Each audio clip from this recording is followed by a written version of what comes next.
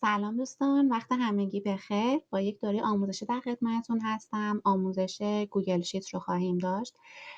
گوگل شیت همونطوری که از اسمش هم مشخصه یک نرم افزار اسپردشیت هست که گوگل در واقع توسعه داده و امکاناتی مشابه امکانات در واقع مایکروسافت اکسل رو در اختیار ما قرار میده. منتها در بستر آنلاین یعنی تحت وب ما میتونیم این امکانات رو داشته باشیم که دیتامون رو در واقع مدیریتش کنیم، تجزیه و تحلیلش کنیم، ویژوالش کنیم، داشبوردهای مدیریتی بسازیم و کارهای از این قبیل که حالا طی دوره به مرور باهاشون آشنا میشیم. برای شروع کار کاری که لازمه انجام بشه اینه که داخل مرورگرتون که حالا من از مرورگر کروم دارم استفاده میکنم با یک جیمیل باید حتما لاگین رو انجام داده باشیم. وقتی که لاگینتون رو انجام دادین میاین این قسمت در واقع داخل گوگل درایو.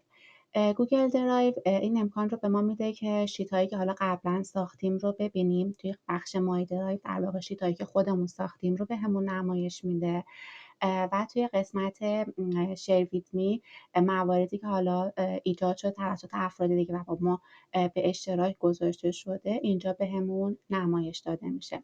برای ایجاد یک گوگل شیت جدید هم از گزینه نیو میتونیم استفاده کنیم. اینجا گزینه گوگل شیت رو داریم. من روش کلیک میکنم. یک صفحه خام در واقع بر من ایجاد میشه. اسپردشیت همونطور که میتونین از تعدادی ردیف و تعدادی ستون تشکیل شده و به هر کدوم از این خونه های کوچیک هم یک سل یا سلول گفته میشه که اینا هر کدوم یک اسم یا آدرس دارن که الان اینجا در واقع اسمش رو نوشته D4. اول اسم ستون میاد و بعد شماره ردیفش که تلاقی این دوتا میشه همین سلول D4 که میشه آدرس این در واقع سلول.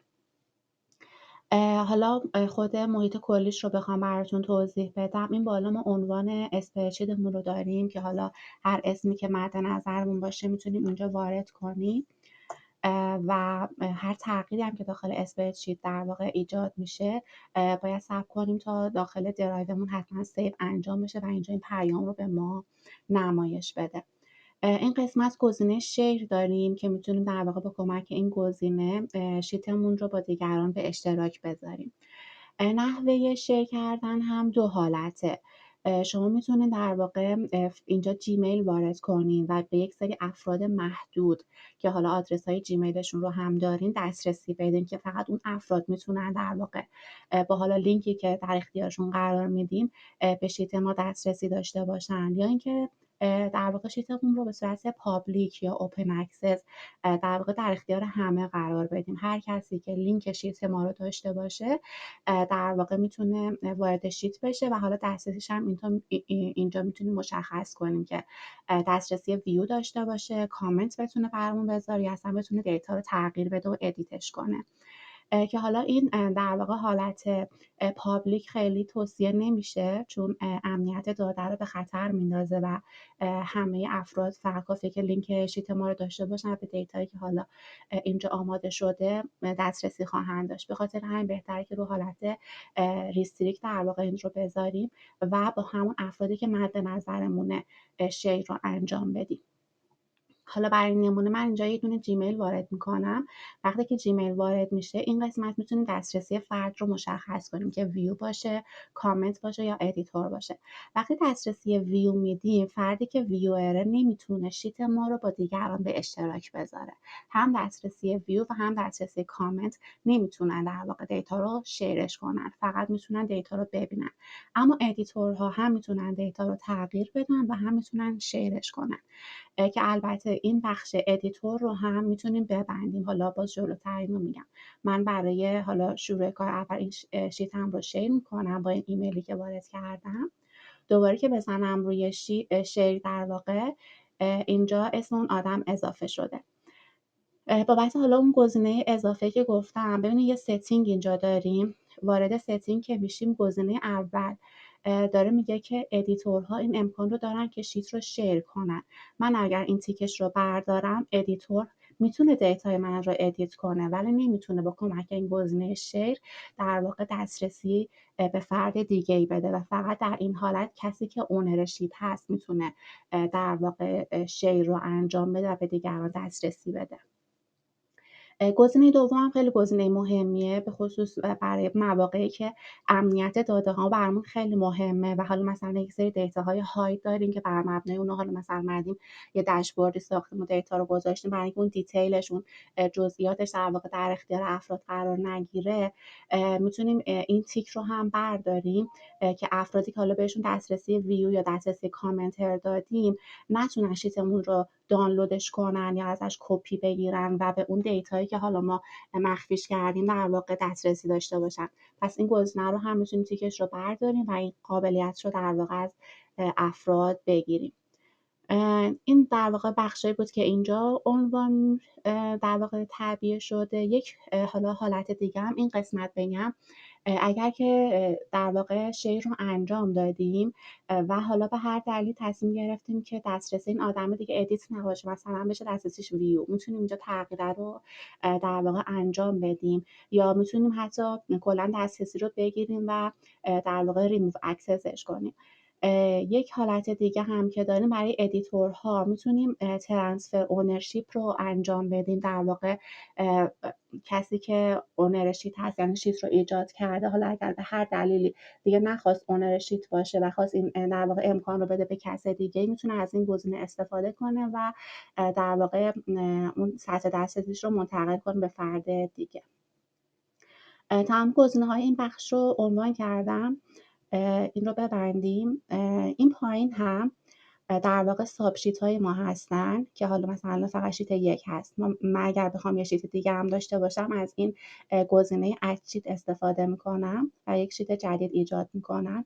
حالا بسته به نیاز، هر چند تایی که نیاز باشه میتونیم در واقع ایجاد کنیم که با کلیک روشون میتونیم اون شیت رو بازش کنیم. و اگر تعداد ساب شیتامون زیاد بود، اینجا یک منوی همبرگری داریم تحت عنوان آل شیتس که میتونیم به همه شیتامون اسامیشون در واقع دسترسی داشته باشیم و با کلیک روشون میتونیم در واقع منتقل بشیم به اون شیت. برای تغییر نام میتونیم هم روی شیتمون در واقع دبل کلیک بکنیم که امکان ادیت میده و میتونیم در واقع اسم شیتمون رو مثلا عوض کنیم، یا اینکه روش راست کلیک کنیم. اینجا هم باز گزینه در واقع رینیم رو داریم. حالا گزینه‌های دیگه هم که اینجا هست، یه دونه گزینه دیلیته که کلا این ساب شیتمون رو حذفش می‌کنیم. گزینه دوپلیکیت داریم که میتونیم از این شیتمون در واقع با کلیه حالا امکاناتی که داخلش تعریف شده و فرمتی که داره در واقع یک کپی ازش میگیریم. حالا مثلا من اینجا یه عدد 2 بنویسم و از همین یه دوپلیکیت بگیرم، دقیقا یک کپی گرفت که داخل سلول در واقع به 4ش مشابه همین یک عدد 2 نوشته شده. اینو حالا فعلا پاکش میکنم. گزینه بعدی کپی توه، همین دوپلیکیتی که در واقع اینجا داره اتفاق میفته، کپی که میگیره همینجا داخل همین اسپردشیت داره پیستش میکنه. اما کپی تو این امکان رو به ما میده که داخل یک اسپردشیت جدید یا یک اسپردشیتی که حالا خودم بهش معرفی میکنم این کپی رو انجام بده. اگر من این گزینه اول نیو اسپردشیت رو بزنم، میاد یه اسپردشیت جدید میسازه و دقیقا این ساب شیت تست رو با همون مقادیری که داخلش وارد شده اونجا کپی میکنه که من میتونم اینجا بازش کنم و این رو ببینم. دقیقا یک اسپردشیت جدید ساخته شد که یه دونه ساب شیت تست داره که داخل خونه B4ش در واقع اون عدد 2 نوشته شده. این یک حالتشه. یک حالت دیگر این که گزینه دوم رو انتخاب میکنم. در این حالت من به درایوم دسترسی دارم و میتونم حالا شیت هایی که داخل درایوم قبلا ایجاد شده اسمشون رو در واقع اینجا انتخاب کنم. حالا هم میتونم از داخل لیستی که اینجا در اختیارم قرار میگیره اسم رو انتخاب کنم، یا اگر تعداد زیاده گزینه سرچ رو هم بالا داریم که میتونیم اسمش رو اینجا سرچ کنیم و داخل اون شیت مورد نظرمون این در واقع ساب شیت تست رو اونجا کپیش رو انجام بدیم. مورد دیگه چنج کالر داریم که میتونیم در واقع به شیتمون یک رنگ بدیم، حالا برای در واقع تشخیص بهترش. پروتکت شیت داریم که حالا در مورد این حتما یک جلسه مفصل صحبت خواهم کرد. هم میتونیم شیتمون رو پروتکت کنیم، محافظت کنیم، هم میتونیم یک رنج خاصی رو محافظت کنیم که حالا حتما در موردش صحبت میکنم. هاید شیت هم در واقع میاد شیتمون رو مخفی میکنه. وقتی که شیت مخفی میشه، برای اینکه بخوایم آن هایدش کنیم میتونیم از این گزینه آل شیت استفاده کنیم. شیت هایی که هاید میشن میبینید یکم رنگش کم رنگ تر میشه نسبت به بقیه و با یک کلیک هم در واقع آن هایدش انجام میشه. گزینه ویو کامنت رو داریم که حالا اگر یک کامنتی مثلا داخل این شیت وارد بشه، مثلا من اینجا میزنم سلام و این رو کامنت میکنم. الان چون این شیت خالیه، همه خونه هاش در واقع سفیده، خب این با یک نگاه متوجه میشیم که اینجا کامنت رو داریم و حالا میتونیم در واقع ببینیمش. ولی وقتی که تعداد کامنت ها در واقع این شیت پر از دیتا باشه، خب پیدا کردن این کامنت ها سخت خواهد شد. دو تا حالت داریم برای اینکه کامنتمون رو پیدا کنیم. بدونین که بیام روی این شیت میبینیم کنار 101 یعنی یه دونه کامنت اینجا داریم و آدرس سلول رو هم نوشته دیتیری. یک حالت اینجاست که در واقع میتونیم بریم نگاهش کنیم. یه حالت هم همین ویو کامنته که یه در واقع پنجره جدید اینجا باز میشه و کامنت اون اینجا مشخصه که میتونیم ریپلایش کنیم یا این تیک رو بزنیم و کلا حذفش کنیم. در واقع وقتی کامنت خونده میشه با زدن اون تیک کلا حذف میشه. گزینه‌های آخر هم که برای انتقال دادنش به حالا سمت چپ یا سمت راسته که در حد یه دونه مثلا میره به سمت راست یا میاد به سمت چپ، که حالا این کار رو با درگ اند دراپ هم میتونیم به راحتی انجام بدیم. من تایم ویدیو رو نگاه کنم، تقریبا آره 11:30.